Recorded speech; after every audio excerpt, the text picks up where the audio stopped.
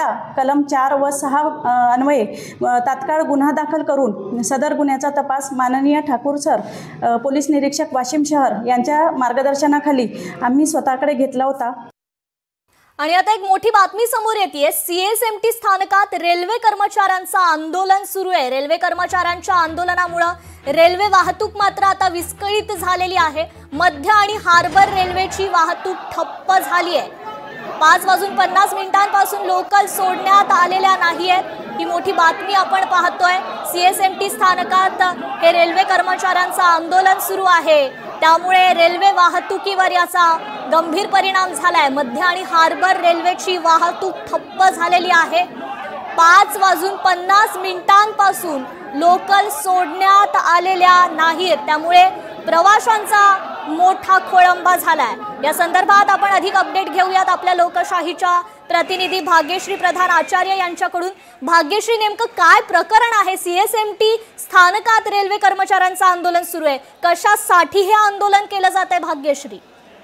नक्कीच आपण जर बघितलं तर हे आंदोलन जे आहे ते दुपारी 4 वाजल्यानंतर सुरू झालेलं आहे।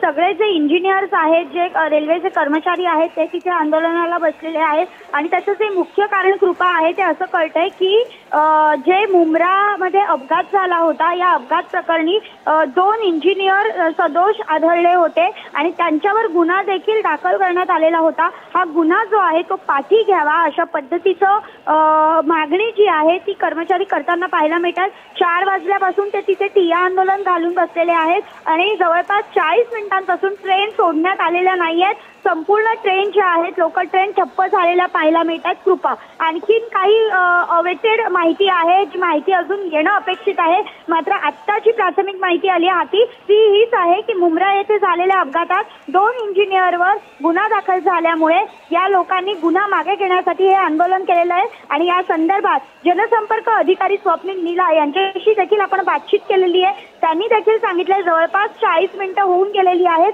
40 मिनिटांपासून एकही रेल्वे तिथनं सोडण्यात आलेली नाहीये। कृपा जी, निश्चितच भाग्यश्री, खरं तर हा ऑफिस सुटण्याचा वेळ आहे। प्रवाशांची त्या ठिकाणी मोठी गर्दी झाल्याची दृश्य आपण पाहतोय। रेल्वे प्रशासनाकडून आता यावर काही लवकरात लवकर तोडगा काढण्यात येणार आहे का? या संदर्भात काही अपडेट आहे का भाग्यश्री? नक्कीच आपण बघतोय की रेल्वे प्रशासन तोडगा काढण्यासाठी प्रयत्नशील आहे। त्याचबरोबर सगळे अधिकारी जे रेल्वेचे आहेत, मोठे DRMO पासून सगळे अधिकारी तिकडे पोहोचलेले आहेत। प्रत्येक जण एक पद्धतीने समजवण्याचा प्रयत्न या सगळ्या कर्मचाऱ्यांना करताना पाहायला मिळतो। खरं तर रेल्वे कर्मचारी आहे अत्यंत सॉफ्ट असतात असं सांगितलं जातं। अत्यंत शांत पद्धतीने त्यांचं काम सुरू असतं। 24 तास आपल्याकडे खरं तर रेल्वे चालते असं म्हटलं तर काही वावगं ठरणार नाही। मध्ये 1 तास फक्त रेल्वे आराम करते आणि बाकी 24 तास रेल्वे चालते।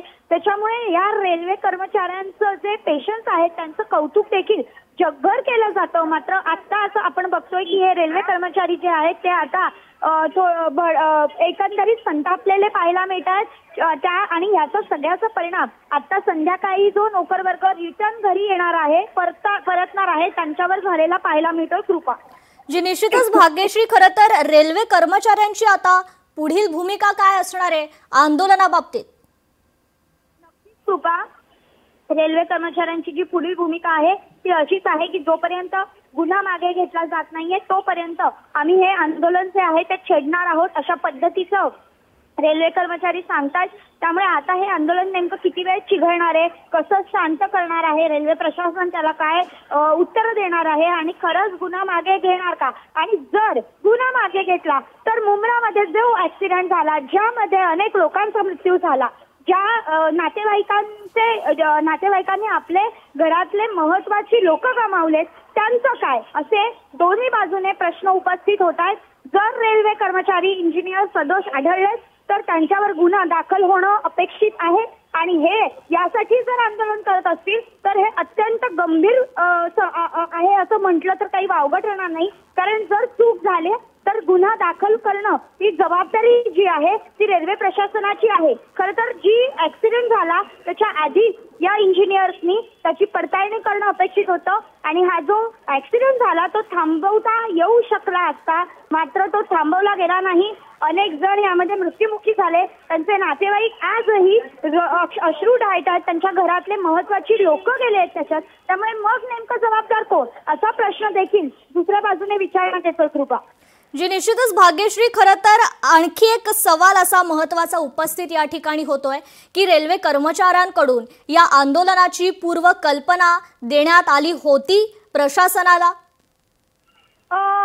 जी मला माहिती मिळते त्यानुसार यांनी आंदोलन जे आहे ते दुपारपासूनच जवळपास सुरू केलेलं आहे आणि आता संध्याकाळी त्यांनी त्यांच्या आंदोलनाची जी तीव्रता आहे ती वाढवलेली आहे, जेणेकरून ज्या वेळेला लोक घरी जातात, ज्या वेळेला चाकरमानी घरी परतत असतात, त्याच वेळेला यांनी आंदोलनाची तीव्रता वाढवल्याने अक्षरशः मुंबईकरांचे हाल होत आहेत. त्यामुळे या सगळ्यामध्ये मुंबईकरांची काय चूक असा प्रश्न देखील विचारला जातोय. कारण काहीही झालं तरी प्रत्येक वेळी रेल्वे रोको केले जातात आणि प्रत्येक वेळी मुंबईकरांना आणि या सगळ्या प्रवाशांना वेठीस धरलं जातं. त्यामुळे अनेक प्रश्न जे आहेत ते सध्या कृपा उपस्थित होताना पाहायला मिळतात. जी, निश्चितच भाग्यश्री, धन्यवाद आपण दिलेल्या या सविस्तर अपडेट बद्दल.